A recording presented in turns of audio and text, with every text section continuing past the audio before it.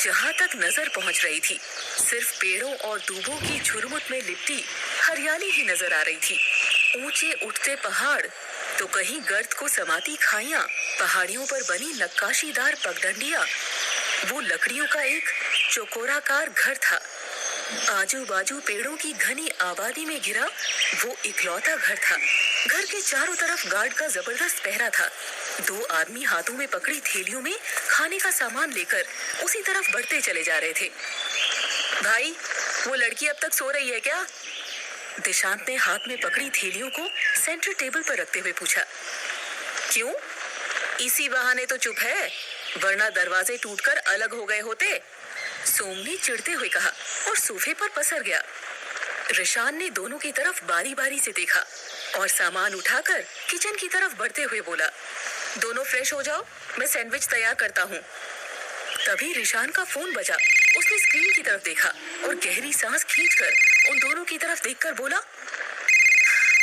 मैं आ रहा हूँ, उस लड़की पर नजर रखना, मेरे कमरे में है। कहकर वो तुरंत हॉल से बाहर निकल गया। सोम और दिशांत ने एक दूसरे को देखा। रिशान ने फोन उठाया और कान पर लगाकर चुपचाप खड़ा हो गया। रिशान, बेटा, तुम ठीक तो हो? और क्या जरूरत थी उन लड़कियों के लिए अपनी जान खतरे में डालने की? अगर वो 5 मर भी जाती तो हमें क्या? दूसरी तरफ से एक रौबदार आवाज गूंजी। काम हो चुका है अंकल, सोम और दिशांत पैसे लेकर मुंबई पहुंच जाएंगे। निशान ने बिल्कुल ठंडे लहजे में कहा। रिशान, पैसों से ज्यादा तुम अजीज हो, समझे? वो आदमी झुंझलाहट में बोला। रिशान ने अपना सर झटक दिया और फोन रख दिया। वो अंदर आया तो दोनों उसे ही घूरते दिखे। पता किया कि ये लड़की वहां कैसे पहुंची? रिशान ने उन दोनों की सवालिया निगाहों को नजरअंदाज करते हुए अपना सवाल उछाला।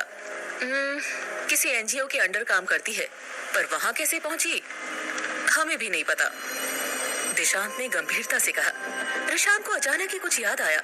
उसने अपनी जेब टटोली और कृषा का आईडी कार्ड उन दोनों की तरफ उछाल दिया। ये रहा उसका आईडी कार्ड। एड्रेस यहाँ का नहीं बल्कि मुंबई का है। तुम दोनों अभी पैसे लेकर मुंबई को निकल रहे हो। रिशान ने आदेश देने के लहजे में कहा और किचन में चला गया। दिशांत हैरानी से उसे घूरने लगा। वो भी रिशान के पीछे पीछे किचन की तरफ आ गया। ऋषु, तुझे क्या हो गया है? हम हमेशा साथ रहते हैं, फिर तू मुझे अकेला कैसे भेज सकता है? मैं कहीं जाने से रहा।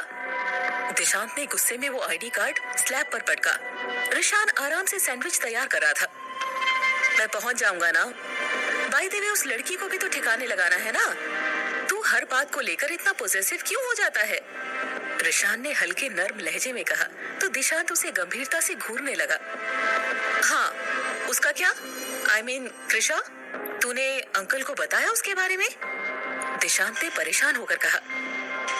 नहीं, ले और सोम को भी दे, वो मेरा मसला है। रिशान बेपरवाही से बोला और स्लैब पर बैठकर ही सैंडविच की एक बाइट ली। दिशांत चुपचाप बाहर आ गया और तभी रिशान के कमरे का दरवाजा जोर की ठकठकाहट के साथ चीखा। कहीं रिशान भाई को उस पर गुस्सा ना आ जाए। जाने क्यों मुझे लग रहा है कि इस लड़की की मौत भाई के हाथों ही लिखी है। सोम धीरे से बुदबुदाया और दिशांत उठकर बाहर चला गया। रिशान किचन से अपने रूम की तरफ आया। उसने दरवाजा खोला तो कृषा गुस्से में उसे ही घूर रही थी। मुझे कमरे में बंद क्यों किया? तुम्हें पुलिस के हवाले नहीं किया तो मेरा नाम भी कृषा नहीं। कृषा अपने जबड़े भींचते हुए गुस्से में बोली। Just shut up. बोलने की इजाजत नहीं दी है मैंने तुम्हें। अगर भूख लगी हो तो ये रही प्लेट। कहकर रिशान ने बेरुखी से दरवाजा बाहर से ही बंद करना चाहा था, लेकिन कृषा एकदम से बोल पड़ी। मेरा बैग कहाँ है? तुम्हारी जीप में। अब तक तो पुलिस को मिल भी गया होगा। यहाँ पुलिस तो क्या, चिड़िया भी आने से रही। तो चुपचाप खाओ और एक तरफ पड़ी रहो। कहकर रिशान ने दरवाजा बाहर से बंद कर लिया, जबकि कृषा ने गुस्से में प्लेट दीवार पर दे मारी। बाहर सोम इस आवाज से चौंक उठा। रिशान की उंगली उसके कटे होठ पर अनायास ही चली गई। वो कड़वाहट में बोला, इसे तोड़ने फोड़ने का बहुत शौक है। दिशांत बाहर पगडंडियों पर चल रहा था और किसी से बात कर रहा था। जी अंकल, वो तो ठीक है और हमारा काम भी हो चुका है। आप तो जानते ही हैं कि रिशान कुछ भी अपने हाथों में ले तो वो अधूरा नहीं रहता। पर एक प्रॉब्लम हो गई है। दिशांत ने कहा और कृषा के बारे में सोचने लगा। दूसरी तरफ एक चौंकी हुई आवाज आई। कैसी प्रॉब्लम? वो दरअसल हम जब तक उन लड़कियों के पास पहुंचे, वहां कोई कृषा नाम की लड़की पहले ही पहुंच गई थी। रिशान ने गुस्से में उसे हमारे साथ ही कैद करके रखा है। दिशांत ने आहिस्ता से कहा और चुप हो गया। What? रिशान, इस लड़के का तो मुझे कभी समझ नहीं आता। ना दो शब्द बात करना है, ना सुनता है, बस अपने मन की करनी है। पता भी है कि कपूर हमारे पीछे हाथ धोकर पड़ा है, और अगर उस लड़की ने कुछ भी ऐसा वैसा बयान दे दिया हमारे खिलाफ, तो हमें लेने के देने पड़ जाएंगे, समझे? अरे समझाओ अपने उस जिद्दी दोस्त को। वो आदमी बुरी तरह झल्लाया हुआ बोला। दिशांत ने गहरी सांस खींची। अब क्या करना है अंकल? उसने पूछा। मार डालो उसे। रिशान से कहो कि असम की किसी पहाड़ी में उसे मारकर धक्का दे दे, बाकी मैं संभाल लूंगा। दूसरी ओर से वो आदमी बेहद बर्बरता से बोला तो दिशांत हकबकाकर चौंक उठा। क्या? पर अंकल। दिशांत ने कुछ कहना ही चाहा, पर दूसरी तरफ से वो आदमी दृढ़ता से बोला, कह दिया मार दो तो बात खत्म। फोन कट गया। दिशांत परेशान सा घर की तरफ देखने लगा। वो सब इस वक्त असम में थे।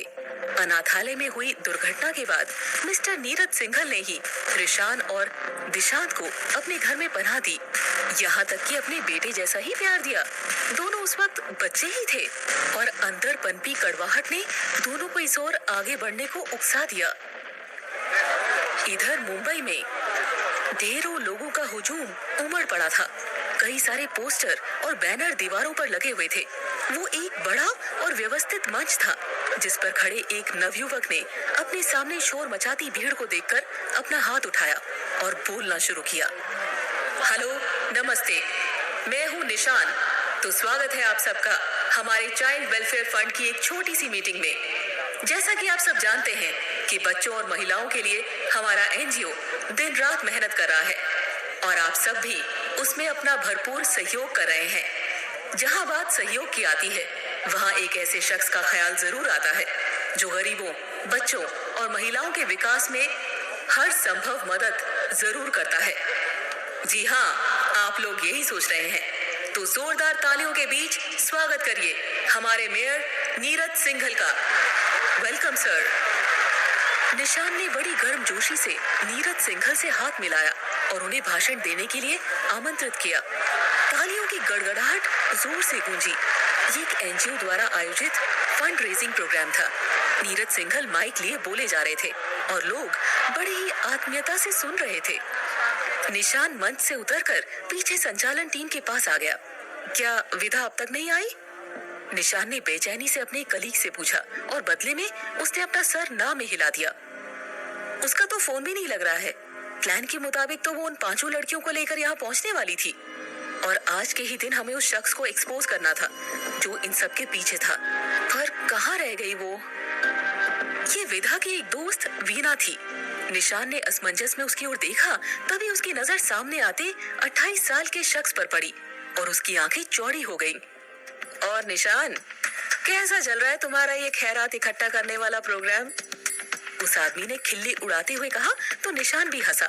मेयर साहब ने 5 लाख डोनेट किया है, और अब आप भी कम से कम 20 लाख तो दे ही देंगे, क्यों भाई? निशान ने दांव चला तो आदमी हंस पड़ा। भाई, इतने बड़े एनजीओ को मेरे पैसे का क्या काम? वैसे भी ये खैरात औरों से लो, भला घर वालों की जेब क्यों काटने पर तुले हो? वो हंसते हुए बोला तो बदले में निशान भी हंस पड़ा। विवेन भाई, आइए ना अंदर, बिना तपाक से बोली तो विवेन इधर उधर देखने लगा। विदा कहीं नजर नहीं आ रही है? इस लड़की की समाज सेवा से हैरान हो चुका हूँ मैं। भला फोन भी बंद करना क्या जरूरी ही है? विवेन ने चिढ़ते हुए कहा। निशान और वीना ने एक दूसरे को सहमी नजरों से देखा। भाई, वो दरअसल वो अपने दूसरे प्रोजेक्ट पर काम कर रही है। निशान ने तपाक से जो सूझा वही कह दिया। चलो ठीक है, फिर चलता हूँ। आए तो कहना कि कभी कभी उस कुटिया में भी कदम रख दिया करे, जिसे हम घर कहते हैं। विवेन ने कुड़ते हुए कहा और चला गया। उन दोनों ने राहत की सांस ली। यार, ये विदा तो हमें भी मरवाएगी, जाने कहाँ रह गई है? वीना ने कलपते हुए कहा। वो दोनों विधा के अच्छे दोस्त थे और उसके लिए बेहद चिंतित भी। मुंह क्यों लटका है तेरा? बाहर से बात करते अंदर पहुंचे दिशांत के मुरझाए चेहरे को देखकर रिशान ने पूछा। वो अंकल को पता चल गया कि वो लड़की हमारे साथ है और जिंदा है, दिशांत ने दबे स्वर में कहा। तो सोम तुरंत उचक कर बैठ गया। कहा है कि उसे जान से मार दो, दिशांत ने कहा और रिशान की नजरें उस तरफ रुक गई। क्या? सोम सदमे में बोला। हमारे धंधे में मौत कब से डरने वाली चीज हो गई? अपना मुंह बंद कर। रिशान बुरी तरह झुंझलाया तो सोम ने हड़बड़ाहट में अपना मुंह बंद किया। तुम दोनों निकलो, बाकी उसका इंतजाम मैं कर लूंगा, रिशान ने उठते हुए कहा और कार की चाबियां दोनों की तरफ खिसका दी। भाई, बेवजह उस लड़की के झमेले में मत फंस, मुझे इसके लिए बुरा लग रहा है। कुछ भी हो, पर लड़की अच्छी है, अपनी जान की परवाह किए बिना उनको बचाने आ गई। पर उसे क्या पता कि वो सीधे मौत को चुन रही है। दिशांत बेहद दुख और हताशा से बोला। दिशांत, तेरा हमेशा का यही इमोशनल डायलॉग होता है, अब तो बंद कर दे, सोम ने झुंझला कर कहा। हर कोई मेरी तरह पत्थर दिल नहीं होता, पर अपनी ये नरमी दुनिया को दिखाने की जरूरत नहीं है, रिशान ने अजीब भाव में कहा। दिशांत ने सर हिलाया और सोम के साथ मुंबई को निकल गया। रिशान ने अपनी गन उठाई और अपने कमरे की तरफ बढ़ गया। उषा बेड पर बैठी थी, आंसुओं से लबालब चेहरा, गुस्से और नफरत के तमाम भाव लिपटे पड़े थे उसके चेहरे पर। रिशान चुपचाप अंदर आया और उसने कृषा का हाथ पकड़ा। कृषा ने अपना हाथ गुस्से में झटक दिया और नफरत से रिशान को देखने लगी। Don't touch me. रिशान ने उसका हाथ कसकर पकड़ा और अपने जबड़े भींच लिए।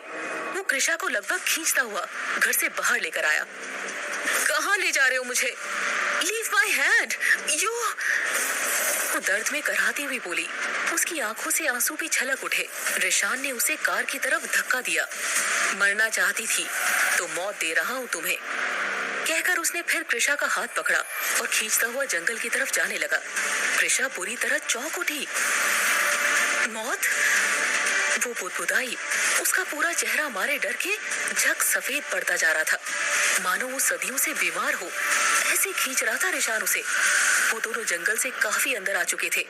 रिशान ने उस कंकरीली जमीन पर कृषा को फेंक दिया। वो भर भरा कर नीचे गिर पड़ी। रिशान ने उस पर अपनी गन तान दी और बड़ी बेरहम नजरों से उसे देखने लगा। अचानक ही वो उठ खड़ी हुई। नो नो, तुम ऐसा नहीं कर सकते। देखो, मुझे मरना नहीं है। मेरे भाई और डैड बहुत परेशान होंगे। तुम जो कहोगे मैं करने को तैयार हूँ, पर मरना नहीं है। घुमारे डर और घबराहट के लड़खड़ाई जुबान में बोले चली जा रही थी। आंखें कितनी दफा बह चुकी थी। बेहद कातर नजरों से वो मिन्नतें कर रही थी, पर रिशान बिल्कुल भावहीन सा खड़ा था, जैसे वो पत्थर हो जिन पर आंसुओं और खुशियों का असर होता ही नहीं। तुम भी तो इंसान हो, फिर मुझे कैसे मार सकते हो?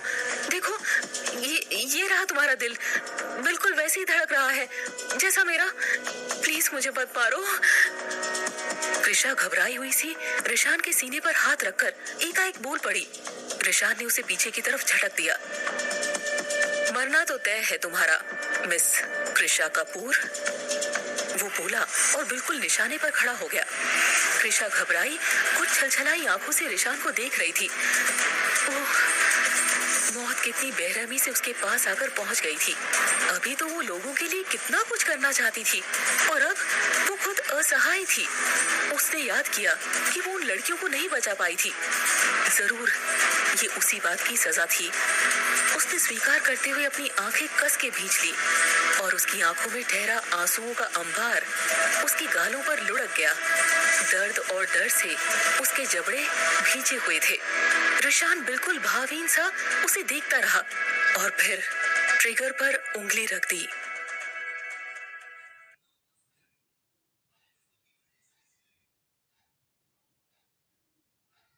से कहा तो विधा ने बड़ी उम्मीद से उसे देखा। दिशान जानता था कि वो क्या कर रहा है, पर रिशान के गलत फैसले के कारण वो विधा की जिंदगी बर्बाद नहीं करना चाहता था। कमरा पहले की तरह ही लॉक कर दिया गया।